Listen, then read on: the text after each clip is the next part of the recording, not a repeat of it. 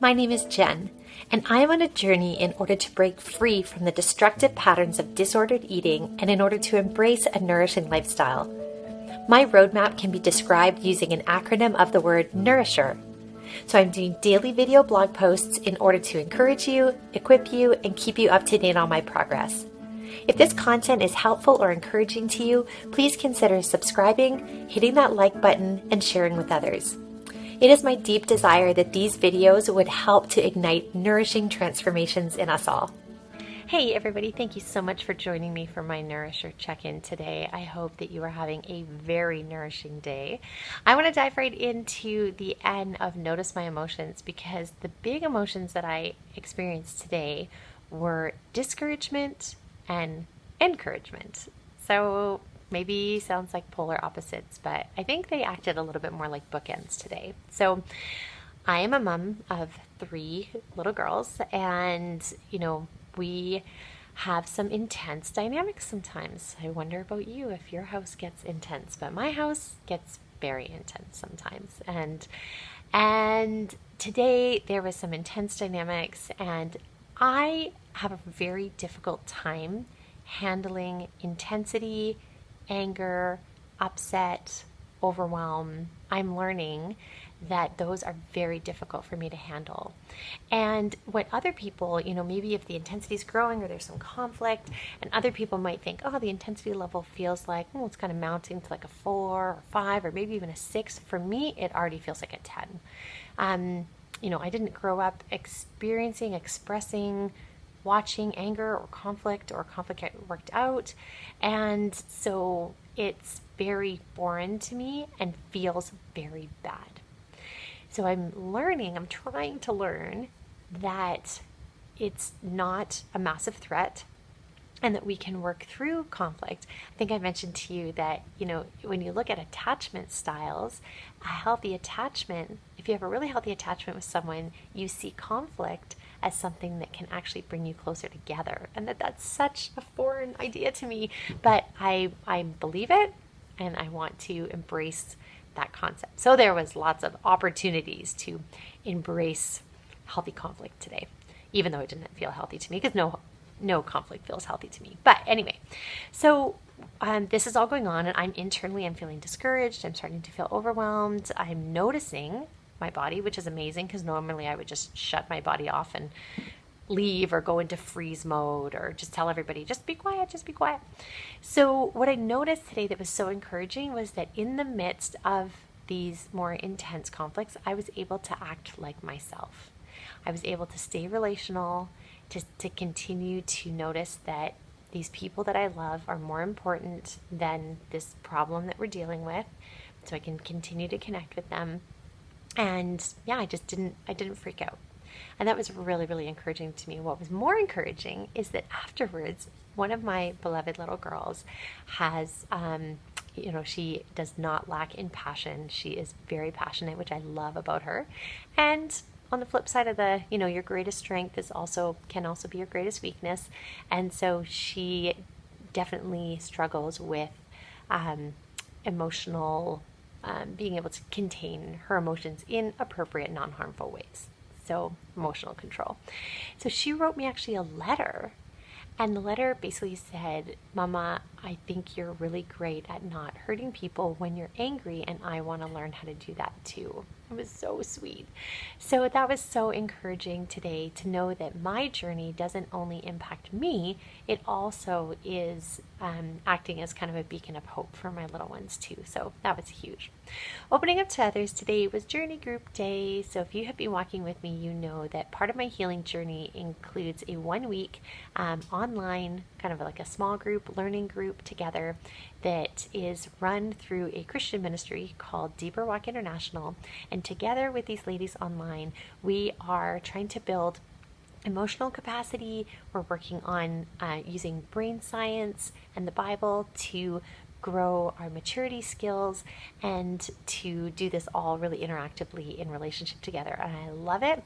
And at the end of our time together today, our group leader asked us, she said, what did you find satisfying about the group today? And that was so interesting for me to consider. Like, what was satisfying? And you know, this is maybe jumping to rewiring our brain, this is a really important brain rewiring skill. It's almost like taking a highlighter to your brain and highlighting the things that were satisfying in order to maybe give you that lens, help you look for things that are satisfying, and help you engage in satisfying activities in the future. So that was really special to be able to consider that, and that kind of became a lens throughout my day. So jumping back to opening up to others, a hugely satisfying thing for me is that I have a beloved friend who I have opened up vulnerably about my struggles, and we do the joys and the highs and lows of life together. And today she reached out to me in a time of need with a very practical need, and I totally had the flexibility and the margin and the time and the enthusiasm to help her with it, and that was so satisfying. So that was really special to me today, and I just so value that relationship and that friendship, and to be able to do that for her was just such a joy. So lots of great interactions with others today, and I think that gave me a lot of strength to stay off of this cycle. When I look at the cycle today, I don't notice anything that was very tempting. I didn't have a huge amount of fatigue, but I'll tell you about sleep later. And I didn't notice a huge temptation to either binge or to restrict today. So it was a really great day. So rewiring my brain, I talked about this idea of taking time to notice what is satisfying. And so actually, my husband and I, we have not had a chance to do our homework. I mentioned a while ago that we took a marriage course, and we have this little book, and even though the course is finished, we've still been doing the homework occasionally, and we have been busy with work, and we have not done it in a long time, but we did have a chance to do it yesterday, and so we decided to stay with that theme of satisfaction, and we just asked each other, what are a couple of things that you're satisfied about, or that have been satisfying for you lately as a parent, as a spouse, and just as a human, either at work or just in life? What have been some satisfying things? And it was so good to share those things together. Remember that when you think of these things, it acts like a highlighter in your brain to help you notice more things that are satisfying or pursue more things that are satisfying. But then when you say them out loud, it further is solidifying on a neurological level. So that saying things out loud and sharing them verbally with each other is also very helpful for solidifying these skills or these perspectives. So we did that together, and that was a really special, really helpful time. Insulin-friendly eating went very well. It was really interesting. A friend just recently introduced me to a new dietitian who I'm really enjoying listening to. And the one thing that I'll put on one of her videos below, and one thing that I noticed about her that she recommended was to not just think about what it is that you're avoiding or what it is that you're taking away, but to focus on what it is that you're adding. Or add new things to your food, so that you're not only kind of living on a basis of deprivation, but of a celebration of food. And this is why I follow the Trim Healthy Mama eating approach, because it's all about food freedom and celebration, and has a lot of joy around its food culture, and that's why I love that approach. So yeah, so I want to think about that a little bit, but what new things could I be adding in? Recently, of course, it's cilantro for me. I'm putting cilantro on like everything. One of my girlfriends thinks that it's detoxifying and thinks that that's why I'm so into it, but I don't care if it's for taste or for detoxification. I'm loving cilantro right now. But I had really great meals. I cooked up some pieces of salmon earlier on in the week, and I've just been putting them on salads, and that's been so satisfying. Hey, there's that word again today. So I told you that I would get to sleep. So I have been so good at getting to sleep early, like every day this week. And yet I think I've had a disruptive sleep almost every day this week. So same thing last night, disrupted up. It was a little bit easier to get back to sleep last night, which was good. But sleep, it's important, and I want to figure out how to master it. But Keep trying. Hydration went great. I had 2 1 liter bottles with me as I was going about my day and was able to enjoy both of them. So hydration went really well, and I'm really noticing some improvement in my hunger cues, and I wonder if that's in part because of the increased hydration. But exercise, it was a rainy day, busy work day, and I did not get any exercise in yesterday. So my body is ready to get out there today, although it's raining again. So that's what happens when you live somewhere with a rainy season, is it's a whole block of time that's a little bit challenging. But I have to remember, I am not made of sugar, not even eating sugar right now, but I'm not made of sugar, and I won't melt.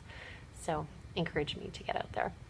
And my reward is just this idea that there is so much that is satisfying in life. I really believe that people were designed by God to need to know that they have worth and that they have belonging and that they have significance. And I think that this idea of focusing on what's satisfying helps me to recognize some of the significance that I have, the things that are significant both in my life and the significant investment that I can make in other people's lives. And I love that by pursuing a nourishing lifestyle, I can be adding significance, or I can be adding value to other people's lives, like my daughter or like my friend, just by virtue of the fact that I'm doing this a healing journey for myself, with myself.